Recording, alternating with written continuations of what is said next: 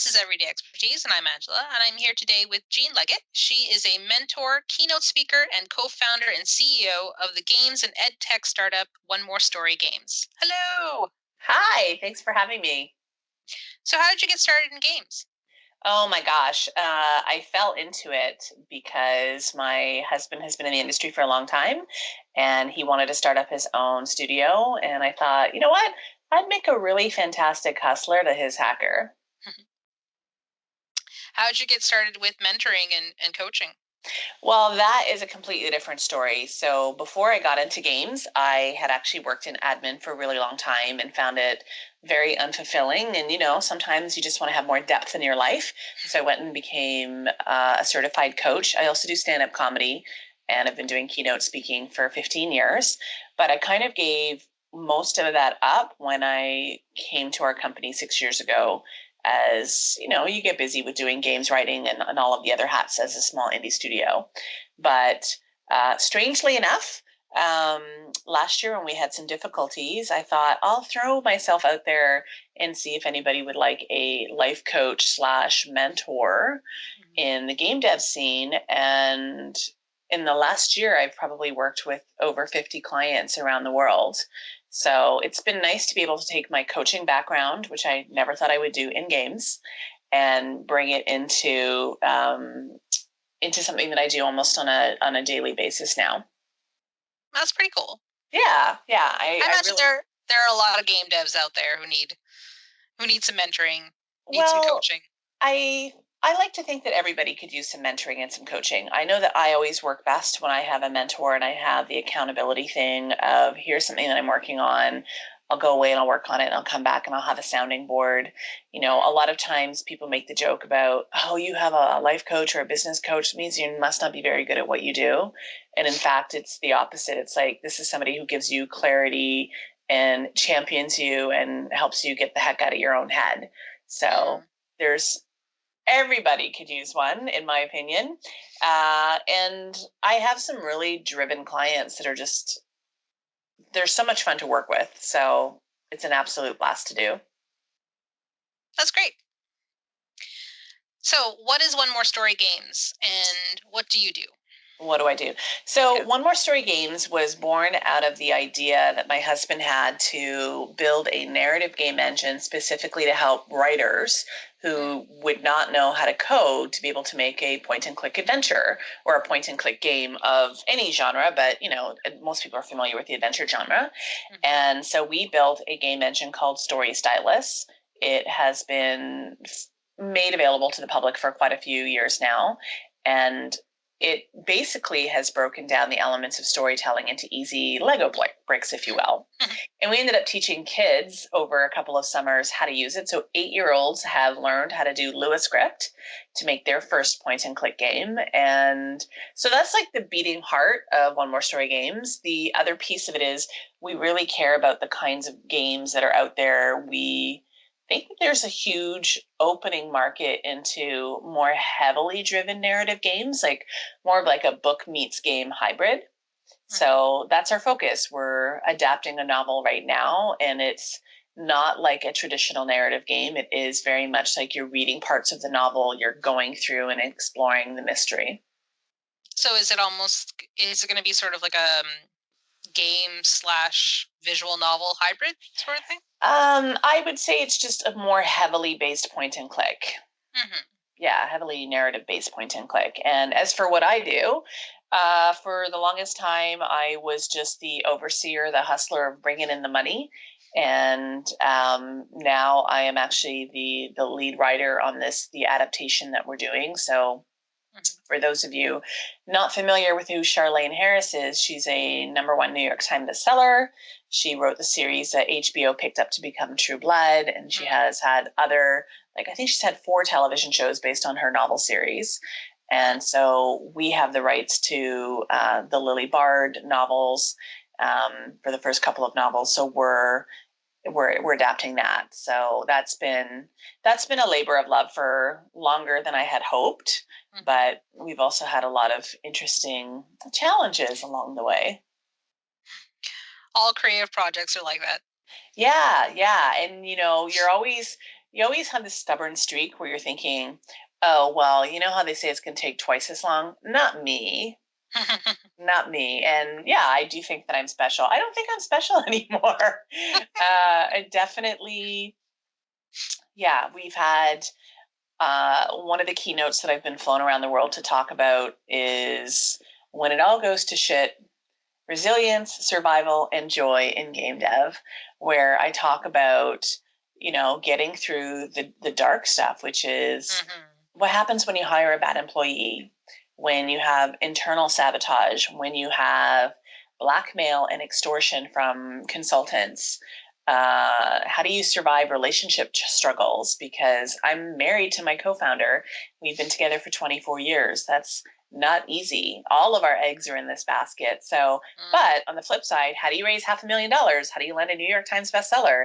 How do you get people around the world to love you and want to hear your story? So it's been an interesting adventure. Yeah, I imagine. Okay, what about narrative games interest you? Oh, that is a really fantastic question.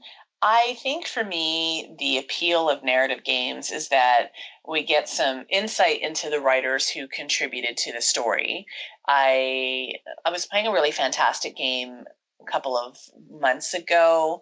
I want to say it was The Light Bearer, and it's one of the downloadable contents for We Happy Few. And it was hilarious. It was absolutely hilarious. It was like I was playing a game, a little bit of an Austin Powers, that's yeah, it definitely had that vibe, and the humor in it was really funny. And the world felt very complete because they had spent so much time crafting the story. And to me, as a stand up comedian, there's so much of a joke and so much of a story that you can craft in a setup and a punchline that when I see that in a narrative game, that gets me really excited. I want to care about the characters at the end of the day. I want to walk away from a game going, wow, that really hit me. The first time we watched streamers play one of our older games, which is called Danielle's Inferno, it's like a modern take on Dante's Divine Comedy with a little bit of Monty Python. So you have your dark humor, and you also have that traditional story from medieval times. You're going through the 9 levels of hell. There's fart jokes, and it's like, it's funny, it's funny, it's funny. And then we get to the end, and it's very serious. And to watch our streamers break down in tears when you get to the final level of hell, and to see them say, it's one of the best games they've ever played, that's pretty awesome. It's because the story moved them, right? Yeah. Yeah. That's what I want. I want more stories that move people. What or who would you say are your major influences in your work? Oh my. Well, let's start with what are the games that made you want to make games? Thank you. That's a much easier question for me to answer. The games that so I've been playing since I was 8. So since 1985, I've been playing games, which is quite a long time. And oh, wow, it's my 35-year anniversary of playing games this year. That's amazing. And I started off, I loved playing Tetris, but it never made me think, oh, I could make something like this. Like, I never had a connection between the two. And later on, I would get to play games when I met my husband, and we were really big into point and click adventures. So the games that I loved were the Tex Murphy series, because Tex is all about the wry humor, like very much the biting sarcasm. I loved the Gabriel Knight series, Mist. Those are the games that made me think, oh, you know what? If I were going to make games, those are the games I'd want to make. I have tons of games that I enjoy, but I'm not driven to go, oh, I want to learn how to replicate those mechanics and make those games for myself. But those games definitely. So I imagine if you like wry humor, you were probably into the LucasArts games. My husband was, yeah. Yeah. Yeah. I'm The Monkey definitely Islands like, and stuff like that. Yeah, Yeah. very much like Story Stylist very much allows people to recreate their own mist if they wanted to. Mm. And it's very much a familiar space for people who've been into the Arts games. And yeah, I will say that I'm a passive game player these days. Like I'll play on my mobile phone to unwind at the end of the night. And we just got Animal Crossing. I just got a Switch like 2 months ago because I was doing some judging for something, and I was like, oh, I have to buy a Switch. Oh no! And so we bought a Switch, and I've been enjoying watching Blair play Animal Crossing. Right? I don't need to control the controller in order to have fun in a game. If you want to do it and I can be on my phone and also watch you play, I'm good with that. Yeah, that can be very fun too. Yeah, it's relaxing. I'm having a lot of fun with it. Mm. What's something you wish you'd known about working in games before you began? So many things. So many things. I think that there's a huge difference between somebody who is working for a well-funded company where, you know, the gears of the machine are up to someone else and you're taking your paycheck, you're doing your job, you're going home. And as an indie studio owner, that's a completely different ballpark. So I think one of the biggest things is I wish that the conversation 6 years ago on social media was around the fact that, excuse me, I wish that I knew 6 years ago how little indie devs were making, because they don't talk about how the majority of indie devs do work for hire. They may have a studio, but they're actually making games for other people. They're not making their own IP. And that is I would say it's a little bit of a dirty secret. And it's a dirty secret in that when you have newcomers coming in, they're like, oh, I'm going to make my own games. Oh yeah. No, you're going to make the games that other people pay you to make because you need to put a roof over your head. So I would say that I wish, as an indie creator, indie studio owner, that I knew more about the business of indie games, which is now why I mentor in that space and why I'm helping colleges develop curriculum for that. No, that makes sense. All right. How do you integrate your work into your daily life? What daily life? My work is my daily life. Like there's no real distinction between my work and my daily life. Like we work from home, so even under quarantine, this is my life. I probably spend more time doing social outside of regular office hours because I enjoy being social, but it's also a necessary part of what we do to get ourselves out there and to develop relationships with people everywhere. So it's very much a blur. Well, that's entirely normal, especially for an indie dev. Yeah, yeah.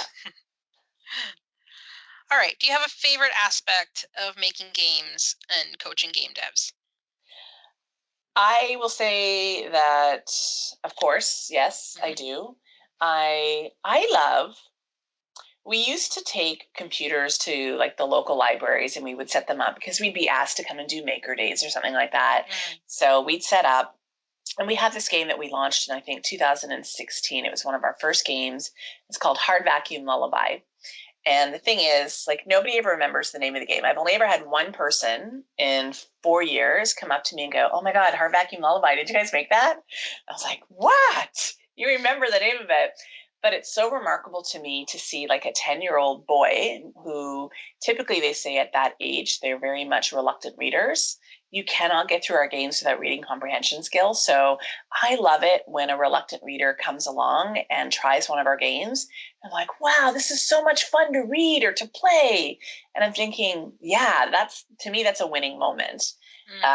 With respect to the mentoring, I love it when the people that I'm mentoring have those aha moments. Like I have them do post call recaps. So after we wrap up the call, they have like a day to send me an email that says, what was my biggest aha? What am I supposed to be doing between now and my next call, and what I'm supposed to be doing for them? Because sometimes I'll connect them with people or track down some information. And so reading their ahas has been a joy because it's not always what I think it's going to be. And it's great because a lot of times they say it's so nice to have somebody listen and validate them. You know, my personal philosophy as a speaker and as a coach has always been that people deeply desire to be heard, understood, and acknowledged. And I don't know if you watch any military movies, but if you've ever heard them say hooah, that is what hooah is: heard, understood, and acknowledged. So they're saying to their military commander, yeah, I heard it, I understand what you're saying, and I'm going to do it. But you know, when you think about humans and relationships and connection, that's the biggest thing. I think that's why games have the impact that they do, because people feel like a game creator has heard them and really deeply understands them and is acknowledging that by putting that story out there. So, yeah. That sounds really cool. I feel very grateful. All right. Least favorite aspect of both. Least favorite aspect. I know for the peers in the industry, my women peers, and anybody that doesn't identify as male, quite frankly, gets a lot of targeted harassment. So that's my least favorite thing. I dislike gatekeepers. Yeah, I think gatekeeping and toxicity is my least favorite thing of this industry. You know, there's mobile games, I think last year were 47% revenues of games in total. And so what does that mean? That means that big studios are going to start putting money into mobile games. And then you get these gatekeepers who have their, you know, their Xbox, their PlayStations. They're like, well, you know, a Switch isn't a real console, or mobile games aren't real games. And I know why they say that. They say that because there are more women on there, there are more older people on there, and they think they're the only demographic that should ever be catered to. So that is my very least favorite of games. I could give a speech on demographics and the perceived demographics in games. I'm just, we don't have time for that. No. Okay. How do you cope with stress and obstacles in your work? Oh, things are just not working out. That's a whole hour-long thing. Last year, my husband and I basically, so I have stress asthma, and whenever I talk about stressful things, it catches. So last year, we were in a difficult situation where we ended up just basically shuttering our studio for a year. I still talked about stuff, but we didn't work on our game, and it was very difficult. Our landlord had not told us that 6.5 years of living that we were in an illegal unit, and so he asked us to leave. I know, drama. And I was like, you know what? I don't like the city anymore. This is our opportunity. Let's use this as an opportunity to go. So we threw everything. We combined our office and our apartment and another storage unit into one big unit. And I said, Blair, I don't know where we're going to go. We're just going to go on an adventure. And so I turned 2 months of couch surfing, homelessness, into a tour, a speaking tour. So we did speaking engagements in the Eastern US and Canada, and job interviews during that as well. And to be honest, and then also my dad was dying, and he did die last year. So last year was a shit show. Thank you. It was a shit show, and we laid in bed crying so many times because it's just like, we've done so much to get to this point. Is this how it all ends? Is this how the story ends?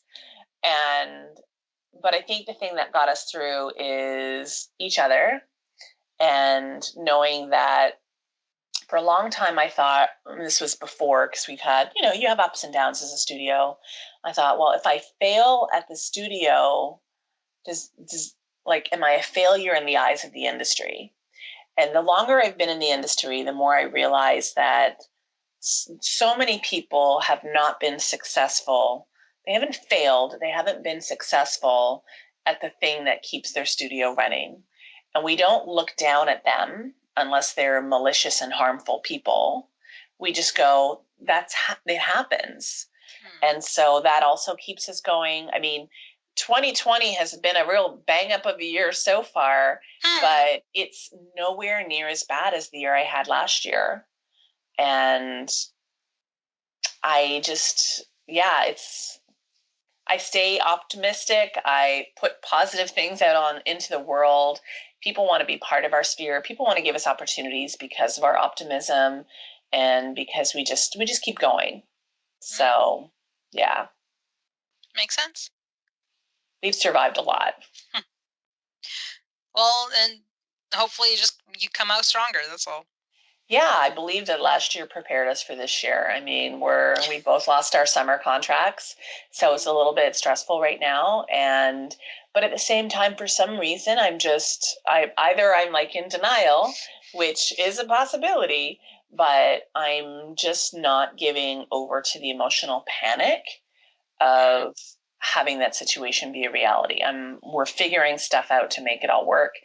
And every time the universe has done that for us, we've always come out the other end on better for it. Well, I hope that's the case this time. Thank you. So, what about block? When things are you have no ideas. Oh, there's no shortage. There's no shortage. The only time that I get blocked is I get paralyzed. Sorry, I'm trying not to use that word. I get stumped. I get stumped when I get too wrapped up in my own head and wanting it to be perfect. And I think that's a big thing for people that are in the creative arts. I did that as a stand-up comic. I did that when I was in university writing papers. I would get stumped on something because I just wanted it to be perfect. And I'm not even one of those A+ people. It's that little wheel in my head. So what works for me is either I'll get Blair to write a vomit draft, is the lovely colloquial term that I'll use. So he'll just blart something down, whether it's the scene or some dialogue, and I'll look at that and I'll go, great, thank you. And I go in because I am an editing queen, right? I can take somebody else's words and I can polish them to the point where you're just like, whoa, what is that? So I just need something to get me over that initial hurdle. And yeah. That's good. It's a technique that works for us. I think it's a good technique, really. It helps to have someone else there that you can sort of bounce things off of. Yes. I feel very deeply for people who are in quarantine on their own right now. Unless they have mastered being solo. I mean, I'm grateful that I have a really wonderful business partner and life partner. So, do you have any more advice for people that are starting out in games?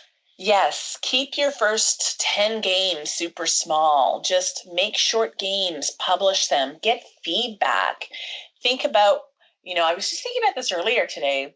How many game developers do you know think about product market fit? Very few.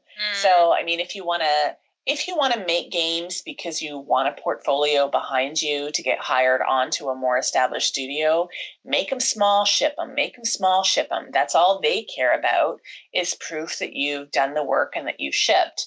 If you want to make money as an indie dev, then you really do need to start following people on social who talk about marketing. There's tons of advice on how to market your game for free, but you have to think about product market fit. Who are the people who are going to play your game? Where do they spend their time? How are you going to reach them, whether it's free or paid advertising?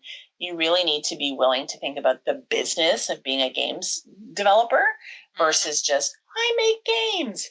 That's fine too, but you need to be satisfied with the end result. If you just want to make games for art, you may have to accept that you're not asking for money or being prepared to look for money will result in your not getting the money. Right. Exactly. That makes a lot of sense, and I hope that everybody listens, because because otherwise, really, you're never going to be. It's never going to be more than a hobby. Yes. Unless you get very lucky. And you know what? The standout, standalone stories. I mean, we could be one of those. Like when we finish this game, it may very well be the game. but I don't know. And we spent a lot of time working on this game. If I could go back to the very beginning, almost 7 years ago, and say to ourselves, this is the strategy that we need to employ, the way that we built our technology would be completely different. The sales approach to everything would have been completely different.